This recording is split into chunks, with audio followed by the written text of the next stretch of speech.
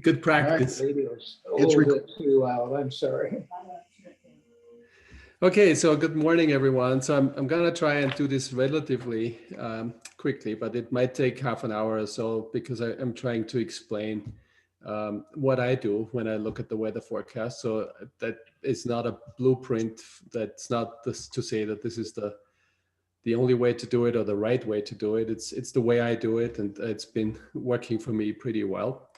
And then so basically what I'm going to cover is we're going to go into the Skyside weather forecast and look at the weather for today and look where it's good, where it's not good, where we have challenges or might have challenges, how long the day will last, all those things. We'll go and check TFRs. I think it's always important to check TFRs, even though right now it's not a fire season, so I don't expect that we will have TFRs. And then we'll look at and do a fun task. And I've some ideas about a task that I've in mind that is going to be interesting, I think, for everybody. So even if folks have, if you're basically completely new to starting out, but it's also going to be a little more interesting for those who have a lot of experience. So. But let's get started. So I'm going to start to share my screen and see if I can get Skysight up. Share screen. Now, of course, where do I have it? Too many things open as usual. Let me pull this up first. Clemens, I don't know if you care, but the name on your... Oh, it's Armand. Yeah. I need to change the name. This is because we both use the same login and Armand has monopolized the login. That's basically how this works. So I'm trying to figure out how to share Skysight here. So I'll get back to Zoom. Share screen. There we go. Share screen. Okay, let me change my name here.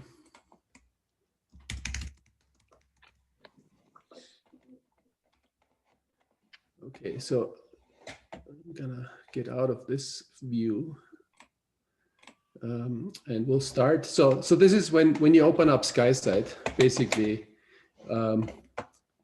this is what it looks like. So we'll go and zoom out, and so zoom out. This is the Western US, as you can see. On the left-hand pane here, there is the different views that you can look at. And under the thermals section, you see the first one here is potential flight distance. And that is a great place to start in terms of seeing, is the soaring overall good or not? So, you look at this map and the dark the color codes on the right here. So this is on kilometers. You can change this. I can't change it to kilometers. That's my setting. So it's basically the darker the colors here into red and purple, orange, red, and purple, the better the weather is going to be. So the further you can basically fly. That's the idea. And as you can look at this map, Western US looks really good for today. So especially looks really good down here in New Mexico. So folks flying out of Albuquerque, they will have out of Moriarty, they will have great flying here. The folks that are in Nephi over here, they have great flying over the Wasatch Plateau and into the high winters. And then all of Nevada looks fantastic. And even up here in Montana, southern Montana, Idaho, very, very strong weather. And incidentally, where I'm heading for next week, even Minneapolis, Minnesota, and Iowa look fantastic today. So this is it's actually a really good soaring day overall for the US. And now we can zoom into our area. And if you look at our area, this is Boulder. It's not as good, but it's good, but it's not as good, right? So you can see that here. Skysight will say it's about a 600 kilometer flight is possible out of Boulder today. And I think that's probably realistic. If you use the entire day today, you can probably get 600 kilometers out of today. And but it's better to the south, especially as you go north is into Wyoming, and it's a lot better to the west, and where it's completely not usable is over the high mountains. So over the divide, this is basically the continental divide. It's not going to work over the divide. So this is basically, and then also if you're out here in Fort Collins on the over the plains, this is Owl Canyon Airport here. If you look out over this is the folks that are flying out of Owl Canyon will have a hard time today, versus the folks that are flying out of Kelly down here, they have a really nice day. So the whole Palma Divide looks really good for today out, all the way into Nebraska. So this is just the first orientation, so it doesn't tell you much about what the task is or what the weather is. It's just, where's the soaring gonna be good or not? So the next thing that I will look at is when does the day start and end? So to do that, I go to thermal strength, to the thermal strength and buoyancy shear ratio. So we'll get to what that is. But the thermal strength, basically, that you can see here, so you have the same color coding, and now it's in knots. So the darker the color, the stronger the lift. And you have a time slider at the top. So the time slider is obviously not useful for the potential flight distance for the day, but it is useful for pretty much any of the other views. So what you want to do is take the time slider and move it over to say, well, let's say right now it's 8:30 in the morning. So you can see at 8:30, you don't want to start.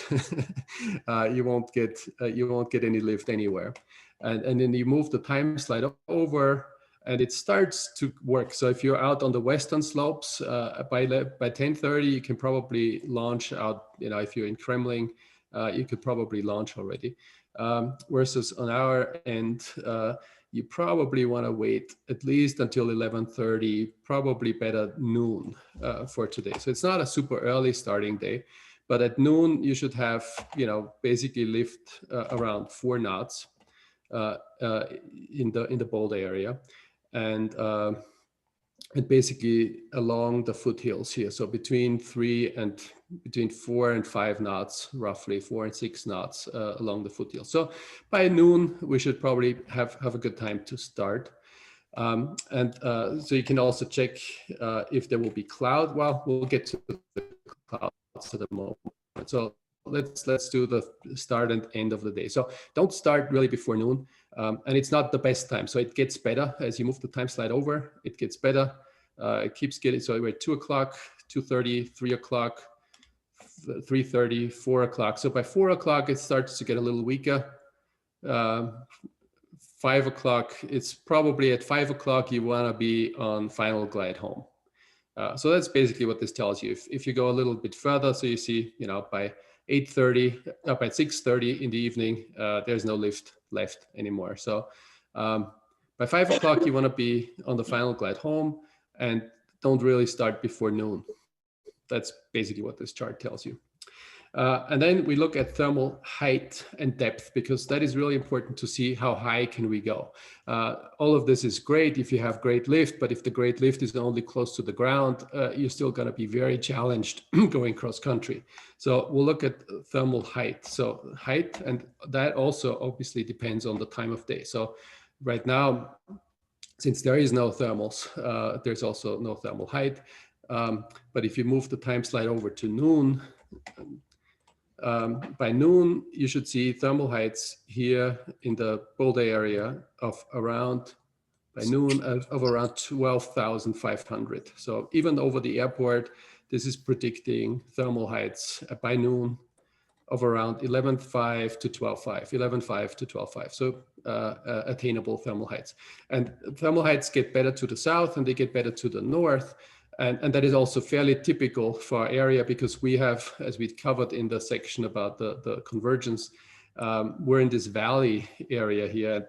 Over the high ground, the thermals tend to go higher. So the higher ground here over the Palma Divide and the high ground up here, you have higher thermal heights.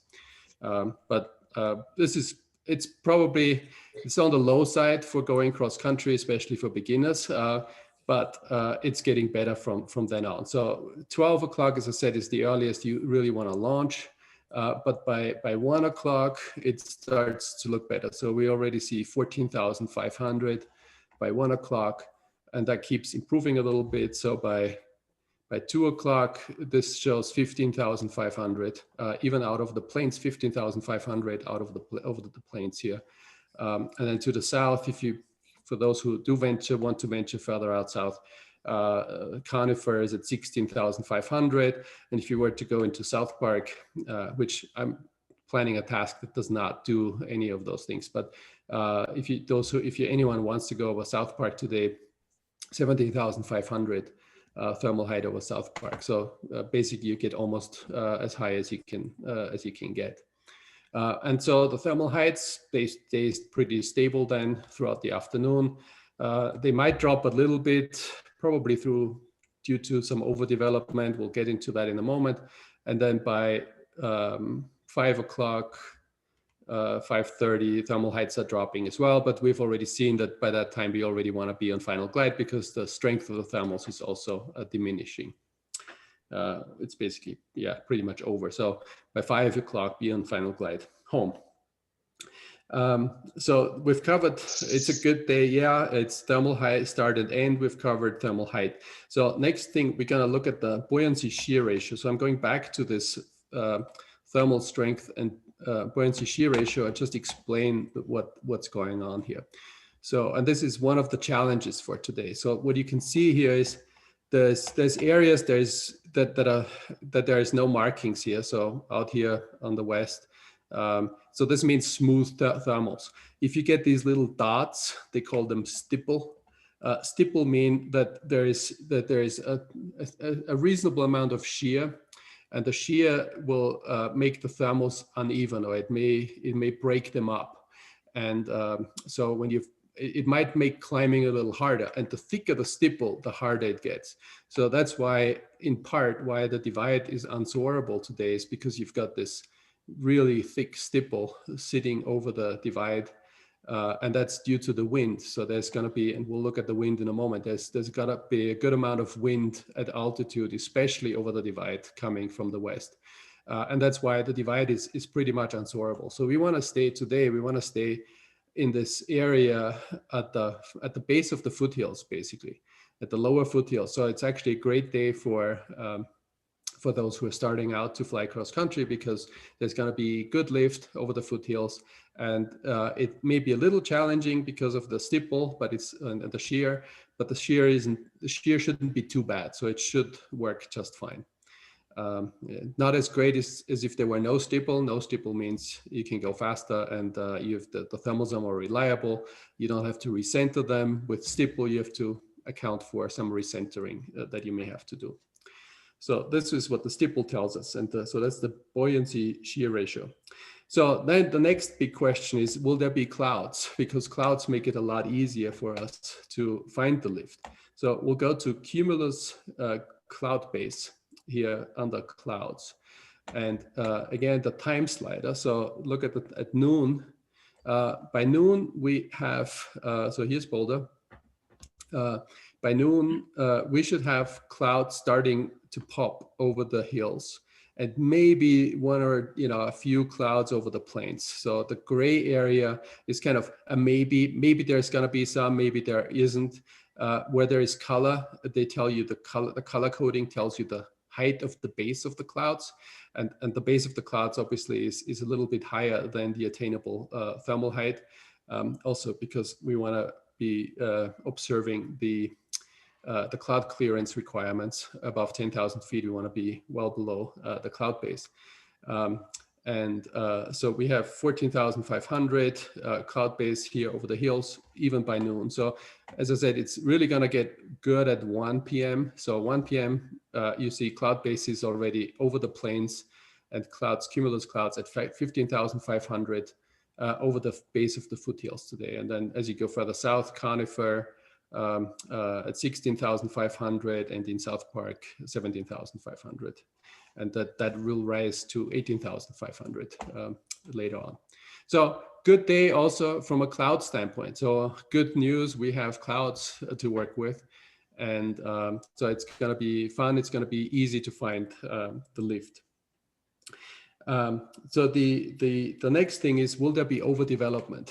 And overdevelopment is important because it can shut off the thermals, but it also can create precipitation and rainfall.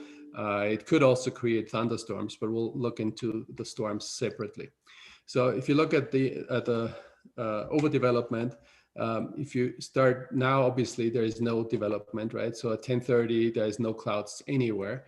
But the divide is actually showing overdevelopment very, very quickly today. So by 1:30, you will see very thick clouds sitting over the continental divide, which is another reason why the continental divide is unsoarable today. So don't go there. And it's also on the western slope of the divide. So this is I think this is clouds that are basically bumping up onto the divide as the westerly wind pushes air up the divide from the west. That air is pretty moist. There was a lot of snowfall over the last few days. And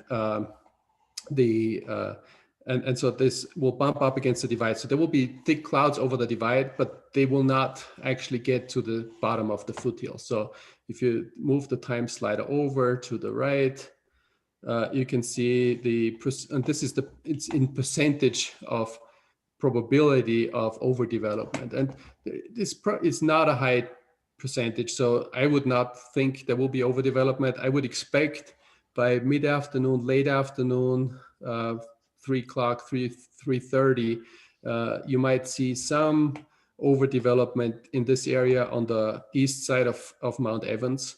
And that's pretty typical that around Mount Evans and then on the east side here towards Golden, but it won't reach the foothills. So it will just be in this area over the high ground. There may be overdevelopment in this area. But it shouldn't be a big factor today. You may see virga as you fly, but I would not anticipate that the virga is going to be a factor out in the plains or even in the lower foothills.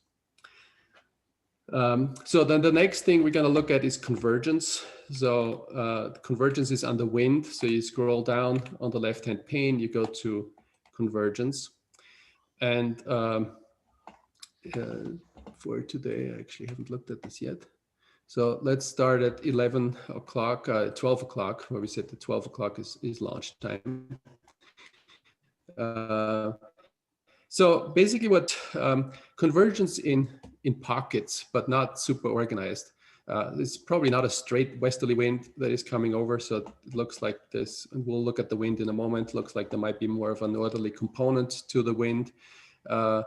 And where the dark colors are, that's where the air is rising by means of convergence. So where different air streams are coming together.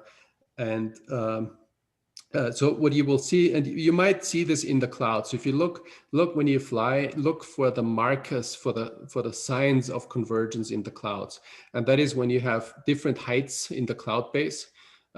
If you see a different height in the cloud base, you want to be on the higher side of the clouds. And next to the lower clouds. And that's where the lift is going to be. Where you see these curtain clouds, these scraggly looking clouds that are hanging off below the cloud base. Those are on the east side. Those are on the east side. So you want to be basically, when you see this, here's Boulder. This looks like at noon, it's predicting, but don't count on this to be exactly like this. This is not going to be exactly like this. It's predicting at noon, there's going to be over the Flatirons, there's going to be a nice convergence line down to Bergen Peak, which is southwest of Golden. And you will find lift on the west side of these clouds. And the same here on the west side of these clouds, you would find good lift. And here you would find a good lift. And you might find that this will be marked by clouds. So where the clouds will be appearing and where they will seem to be streeting. So I would expect to see this afternoon somewhere, I would expect a street of clouds from Estes Park out here over Owl Canyon out to the east. based on this forecast. So, but we'll see. I mean, you see, this is also, it's moving through the day, and it's not super organized. So it's not a day where you go up, you get into convergence, and you fly 300 kilometers straight without turning. That's not a day today. Today is not a day like this, but you will have to, stop for climbs repeatedly based on this forecast at least. So I think we know enough from a convergence standpoint. Wind, so there's 3 views of wind here that you want to look at. Let's start with the surface wind, and we want to look at surface winds because they could affect our operations. And this is not super accurate. I'm not, I don't feel like this is super accurate, the surface winds. Especially out in the plains, they're more reliable over the mountains. So if you go to noon, let's go to noon where we can launch, you see good amount of wind at the surface over the continental divide. So this is why these clouds appear. And as we saw before with the convergence west, it looks like there's a northwesterly component. You see it from the arrows now. There is a northwesterly component to the wind. That's why the convergence isn't straight. That's why it's kind of a little tilted and not parallel to the mountains.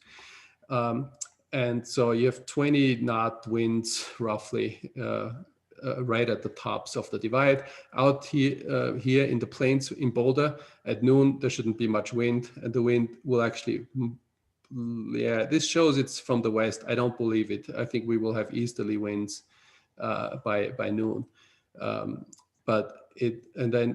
At some point this afternoon, and this is going to be a factor for our launching. So the best time to launch today will probably be between noon and 1 o'clock. And there is a risk that we will get some westerly winds in the afternoon. So, but they shouldn't be very strong. It shows here 9 knots out of the northwest. So that may be true or it may not be true. And then you go later in the day, it calms down again. So I would say the wind is not a factor for landing today. Just anticipate you might have westerly winds when you land. So land 2-6. Even if there's just a chance of westerly winds, land 2-6. And it's not a factor for landing. And for takeoff, we probably want to get going before 2 p.m. So by 2 p.m. we might have westerly winds on the ground by 2 p.m. So who knows? But I would suggest try and launch between 12 and 1. That's probably the best time to get going. And you can launch a little earlier, but it's going to be a little harder to stay up a little earlier. So then you look at the winds aloft, you look at the boundary layer winds. So this is where the convection takes place. So this is the average for the boundary layer. So there's more wind aloft. So you can see it's going to be 30 knots over the hills in the boundary layer. And you go to the top of the boundary layer, it gets even higher. It's at 35 knots, 36 knots. So strong westerly, northwesterly winds in the boundary layer. And that is probably the biggest hazard for today, is that because of that westerly wind, you will get some kind of a wave motion. So we'll look into that in a moment. And that means that there's going to be lines of lift and sink over the hills. So if you find yourself, if you're flying parallel to the foothills, up and down the divide here, parallel to the divide, and you find yourself in the line of sink, then you either have to go west or you have to go east. Don't keep going straight, because if you keep going straight, you're likely going to stay in sink. So you want to get out of the sink, and it's going to be probably lift either to the east or to the west. So watch out for this. There may be lines of, it's another reason why we probably don't want to get too close to the divide today, because not only is the soaring bad, but there's also, because of the strong winds, there are going to be areas where there could be significant sink. So I'm anticipating that we will have areas of strong lift and areas of strong sink, maybe stronger lift than anticipated in some pockets because of the convergence effect and of the wind effect. And but we will also have areas of sink. You can see this if you look at on the wave. If you look on the wave, you can see the vertical velocity at different height levels, at altitudes. So I often look at like what happens at 16,000 feet. And so you can see that. So you could see that the convergence was here, but right where the convergence was is also where the wave is. So there's going to be wave aloft. It may not be smooth and laminar, at least not at this altitude. Probably not actually smooth and laminar, but that just means that you can see here. So for example, this is predicting between Netherlands and Gold Hill. It's predicting at 16,000 feet, 4 knot of lift, wave lift. And and the same over the Flatirons. But in between, it predicts 2.5 knots of sink. So you can see there's going to be areas of lift and there's going to be areas of sink. And these predictions, don't take them as literal. Don't say, you know, there's 2.4 knots of sink. It basically means there's going to be lift lines and there's going to be sink lines. And the sink could be much more severe and the lift could be stronger too. So don't count on these numbers, but this gives you a really good sense of there's going to be lines of lift and lines of sink. So watch out for that. And as I said, if you fly along, and you fly along here and you find yourself in sink, you know, go upwind until you get into lift, or go downwind until you get into lift, but don't stay in the area of sink. And so to prove that this is wave, you go up all the way to 29,000 feet. So we won't be flying there obviously, but you can see that at 29,000 feet, you get 8 knots of lift over just on the backside of the continental divide here.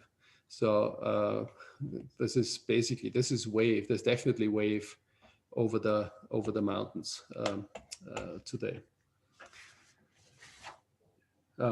Okay, so we've covered mostly the weather forecast, and we've covered the weather hazards. Will there be so our weather hazards for today is basically strong winds. There's probably no thunderstorms. And the surface winds in Boulder are probably not a huge concern, but I would watch out for those lines of sink. That's probably our biggest factor today. Okay, so that's the weather forecast. So before we go and do a little task, let's check this TFR. So I'm going to. Can you see this as I'm switching to Sky Vector? Yeah, did that work? Affirmative. Yeah, we see Sky Vector. Okay, so on Sky Vector, this is a great place to look for TFRs. So, and this is the Denver airspace. There aren't any. So as I anticipated, there aren't any. If you want to look how they look like, they're marked as these red circles. So this is security. The Washington DC area. TFRs. There's a TFR that will come active in 2 days for the Canaveral is doing a space launch in 2 days. They have a TFR down here, security, looks like on the Mexican border, doing some operations on the Mexican border. But there's no TFRs for our area, so that's won't affect our flying today. Okay, so we'll go back to Skysight because I think Skysight is also a great tool for task planning. And so here's, I spent a few minutes on this before, so we don't do it, so we don't waste too much time. But I have based on the weather, I thought the best place to stay today is basically along the lower foothills of the mountains. And since we have people who are in cross-country flying, we will do a task that is going to get progressively more challenging and more interesting. And you can basically come back to Boulder after every turn point. So I have several turn points that make it interesting and make it challenging and make it long for those who want to be flying longer. And you can go back home to Boulder and as many turn points as you can get. That's great. That's basically what you can achieve for today. So I thought what we do is we start out with our hill rambler task because it's really well aligned with our weather forecast. So and the way I do this in Skysight, I go to this tab that it says cross-country speed. So this is a very useful tab on the left under thermals, cross-country speed, because that tells you what Skysight is predicting the weather to be really good at. And when I fly, I also have Skysight on my UDI flight computer. That's the view that I have selected on my UDI when I fly. So I look at where is the soaring going to be good? Where can you get good cross-country speeds? And these speeds, don't take them too literal. Those speeds are designed for an 18-meter ship by a very competent competition pilot. So I always discount them a little bit.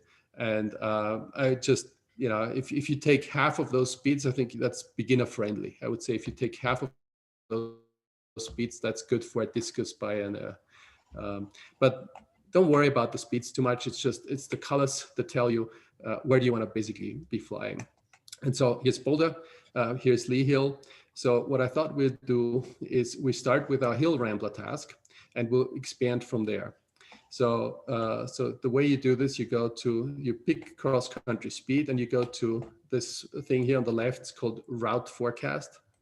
So you click on route forecast and then you just click your turn point. So you say Lee Hill, that's our start for the hill rambler. And then we'll go down to Gross Reservoir and we go to Gold Lake and we go to Button Rock Reservoir. And then we go back to Lee Hill. And Skysight will calculate the best time for flying this task. And you can see this on the top right of the screen. You can see at different times of the day, Skysight will give you the estimated task time if you fly an 18-meter glider and you're a competition pilot. So double those task times and you should be safe. And so that's the hill rambler, but I'm gonna not stop at Lee Hill at this point. What I'm gonna do is, and we'll look at this once I have the task in, we'll look at it over time and what the best time to fly the task is. Clemens, yeah, you might want to, on the optimum start times, if you, we can't see it past about 12:30. Yeah, I'll do this. I'll do this in a moment. Okay. Just, if I interrupt this right now, then it won't.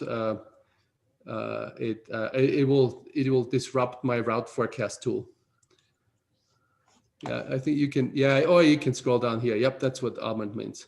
So you can scroll down here and you can see what is the best time. So this says if you just fly the hill rambler, it says 3 o'clock is the best time to start that task. 3 p.m. and because you get the highest average speed.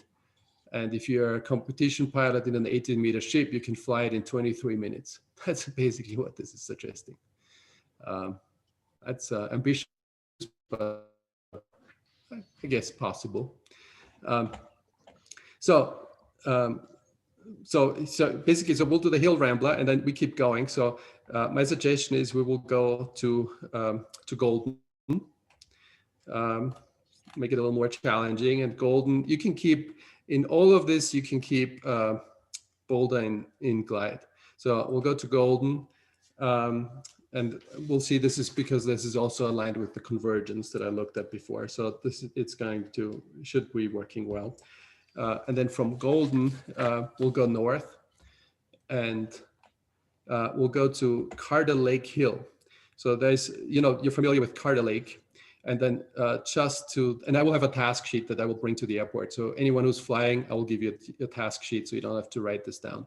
So we'll go to Carter Lake Hill. That's the lake. It's a hill. It's like the only mountain that's right to the west of Carter Lake. And it's usually good lift there. And you can stay in glide range to Boulder, I think at about 13,000 feet. So it shouldn't be too challenging. And you've got landing options. So you got Lazy W here and you got Longmont, Vance Brand here. So, and you have to the north, you have, well, it's a little further away. Chrisman is up here. So we'll go to Carter Lake Hill and then we go down south, back south. We go to Thoradin Mountain, and then we go to Carter Lake, and then we come back home. We'll come back home, and so now we're in Boulder. And I press escape to end the task there. So this will be a 300-kilometer task, 298 kilometers. And if you look at if you do all those turn points. So as I said, this is really fun I think for everyone. We will start out with the hill rambler. Just I think to make sure that everyone does the hill rambler, make sure we will enter Lee Hill twice into a turn point. So we go Lee Hill, Gross Reservoir, Gold Lake, Button Rock Reservoir, Lee Hill, Golden, Carter Lake. Let me scroll out a little bit. Carter Lake Hill, Thoradin Mountain, Carter Lake, Boulder.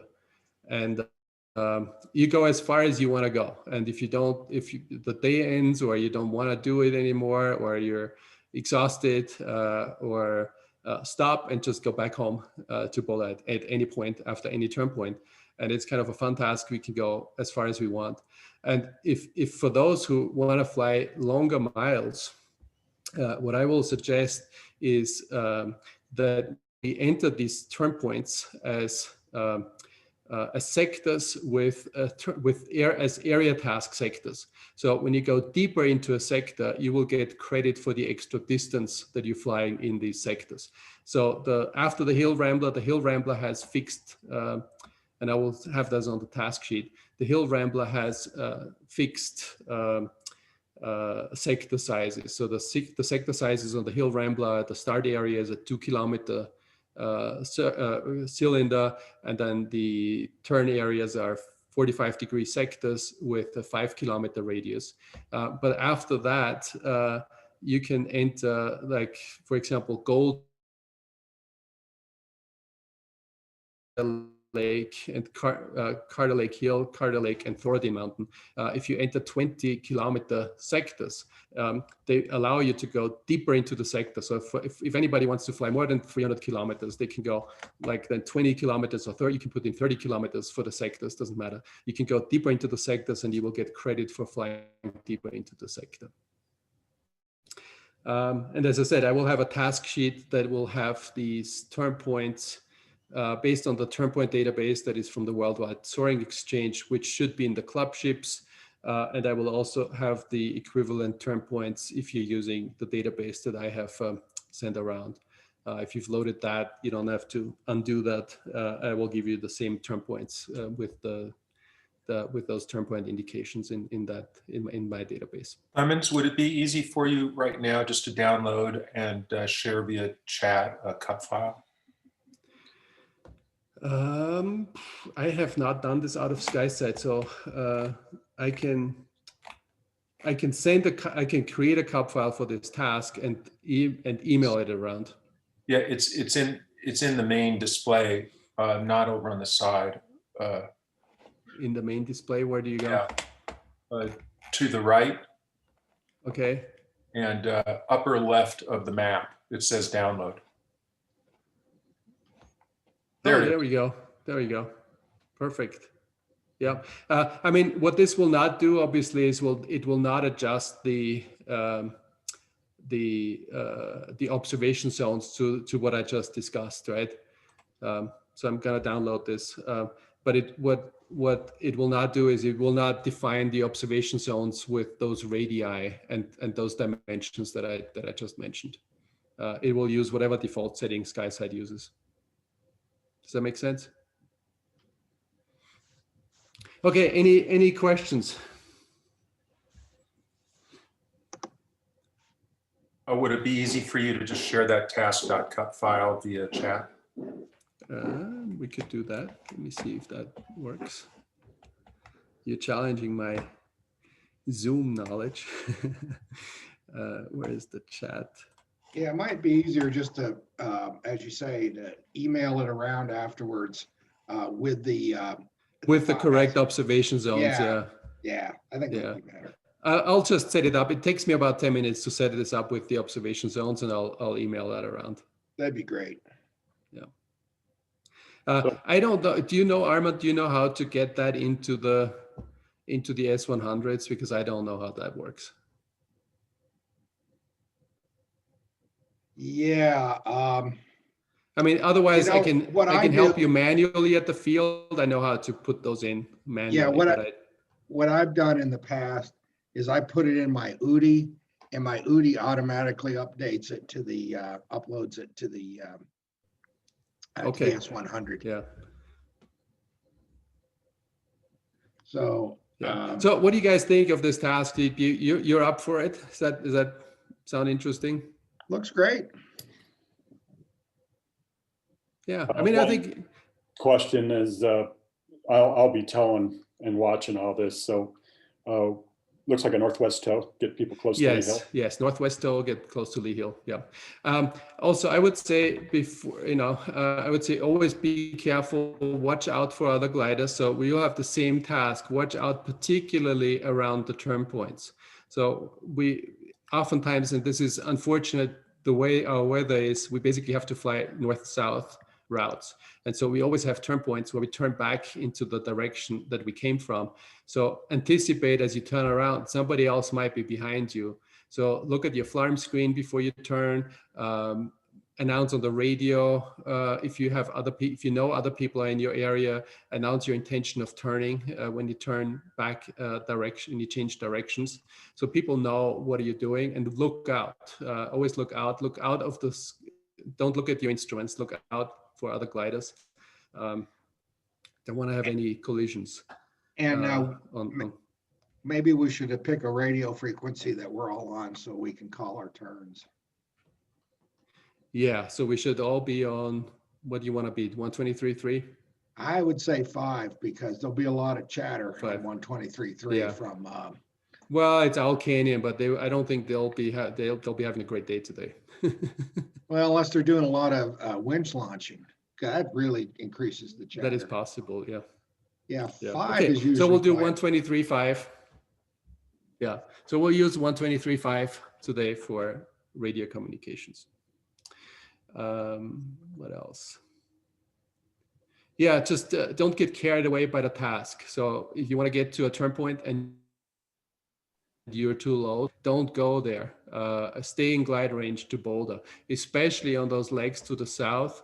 I mean, Golden isn't that far away. So typically if you're at, in the discus, I think if you're at 12,000, let's make 12,000. If you're at 12,000 in Boulder, in Golden, you have no problem getting back to Boulder. But don't go to Golden when you're at 9,000 feet because you're going to be really anxious of getting back, and there are no airports. And this is not good landable terrain here. There's rocky flats. It's called rocky flats for a reason. A lot of rocks, and you might ending up in lemons if you can't make it to Boulder. So don't overstretch it. Do what you want to do. If you don't feel comfortable going this far, another idea would be keep doing the hill rambler. Do it 3 times, twice or 3 times. Your fastest time will count. Also for those who want a counting time on the hill rambler based on the proving grounds, make sure that remember the rule that your finish altitude must be above your start altitude. So if you start at Lee Hill, you must arrive back at Lee Hill at the same altitude or higher for the task to count for the proving grounds. And if you do it multiple times, your proving grounds will give you credit for whatever your fastest flight around it was. Clemens, I have a novice question. 123.5, I assume that's when you come off a tow. Obviously not while you're still on tow. Yes, we stay on tow. We stay on the radio frequency of the Boulder. Right. You go to 123.5 after you're off tow. I would say after you're off tow and established in the thermal, so that you are not concerned about having to go back to Boulder. Right. So that's what I do. I get into a thermal as soon as I'm climbing and I know I'm good. I'm basically flying for the foreseeable future. I'll go to 123.5. Clemens, and then when you come back to Boulder at the end of the day, make sure you switch back to frequency, and you do it maybe 10 miles out, and so you can start to monitor what's going on at the airport. Also listen to AWAS before you come back. One final thing on the task, I will also note that the final arrival altitude for Boulder, we will do it. I will do a finish cylinder around Boulder. We'll make it a 5 kilometer cylinder, so a 3 mile cylinder basically around Boulder. So we don't all go to Boulder and we will make it at 2,000 GL so that we will have plenty of time when you come back to Boulder to sort out any traffic. Clemens, I have a question. The way you design this task, it sort of looks to me like sort of a yo-yo with increasingly distant legs bouncing Yes. up and down. Yes. I'm just curious, is that a philosophy, a strategy that you use commonly, or was no, it this is for today and for this particular task and for this particular for this mixed audience that we have, right? We have people here who are going to fly this today who have a lot of cross-country experience, and we've got a lot of people who are more novices for whom this may be the first time they're even flying a task to begin with. So I wanted something that that the people who are novices, they can stay in glide range and do the first few turn points really simply around in the Boulder area without having to climb too high.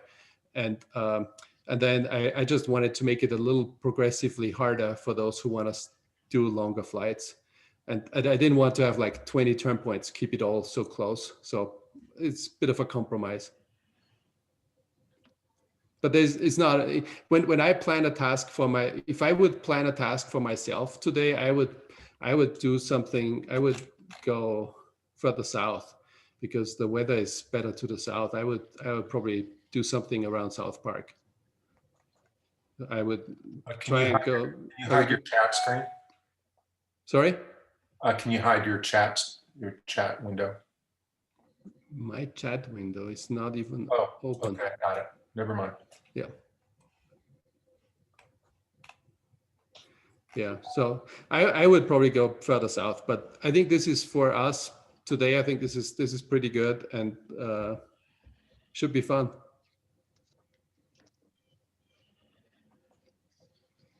Okay, any other questions? Thank you, Clemens. This is fantastic. Okay, cool. I'll see you at the field. I will bring a. How do I bring the cup file? Oh, I'll email around the cup file. I'll email the cup file as soon as we're done. And I will also bring a task sheet for everybody that has a description on it. Okay? Thank you. Then I'll see you at the field. Thanks, everyone. At the field. Thanks, Clemens.